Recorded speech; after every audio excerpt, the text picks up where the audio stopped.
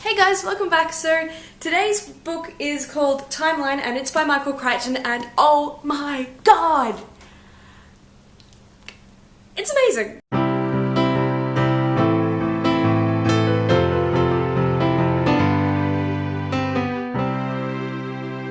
Obviously, I'm a very excitable person and I get very excited about things and then I go on about how good they are. You should go into this thinking it's good because it is good. It's impossibly good. The first half of this book, I'm like, oh yeah, this is a really good novel. It's really good. It's great. It's going really well. This is brilliant. How genius is this? Oh my god, this is so cool. And then I got so caught up and thrilled in the last, this little bit that I just read now. Just was so enthralling, I just read it quicker and quicker. So I just wrote a really good 4-page review and I feel sodden when I read it out to you. I want to talk to you about it, but everything I said I wrote down. So now it's just a matter of learning my words, which I hate doing for these sorts of things. I might have to do this twice. I'm talking very quickly. I had ice cream for lunch. Dairy-free, but not sugar-free, obviously. I'm very hungry. This book, Timeline, is by Michael Crichton and I've been meaning to read it for years, for a very long time. I'm not sure when it was published, maybe 2008 or something. It says 1999. 2003. This was published in 2003. That's better. This book my mum and my brother have both read when I was a teenager and I was interested, but I was really put off because it's got a lot of science in it and a lot of history and a lot of deep concepts, and I remember talking to my brother about it and he was so excited about how interesting it was. I got really put off by that. My self-confidence was low and I thought I wasn't going to be smart enough to understand the concepts in this book, but I did and it's brilliant. I think that it's pretty easy to grasp and I shouldn't have been scared off by the science at all. It's got some violence in it, obviously, because they go back to France in I think it's the Middle Ages in 1357. If I wasn't so excitable, I could probably actually tell you about it. But I don't want you to go into it knowing anything other than this is a time travel book written by the guy who wrote Jurassic Park, because that is all I knew when I went into it, and I loved it. I have a burning desire to read Jurassic Park now, it's quite strong. I have this theory that a book isn't really very effective unless it makes you cry, and all the way through this novel I was like, this story is amazing, the concept is brilliant, this book is great, and it didn't make me cry all the way through. I was like, wow, that's amazing, and then struck through the heart with the epilogue. I cried.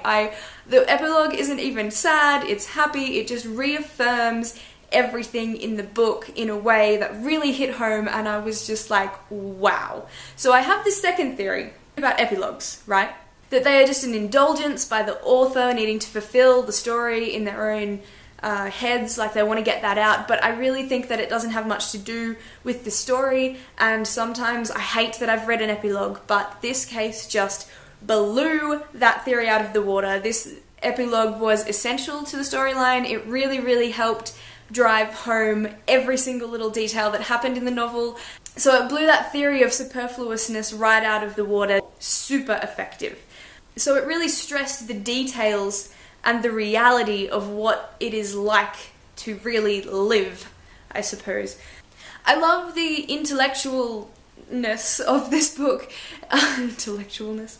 I love knowledgeable people, and the characters in this, they really know their stuff and they get genuinely excited about these historical things, and then that turns out to be integral to the storyline that they're thrust into, which is just so great that they have practical uses for all of this knowledge that they've gained by researching this stuff. So there's these great descriptions of the architecture of the places that they're in, and it's got these little drawings, which is really helpful to fully understand and visualize the scenes that are happening. Yeah, so I think that this is an incredible book.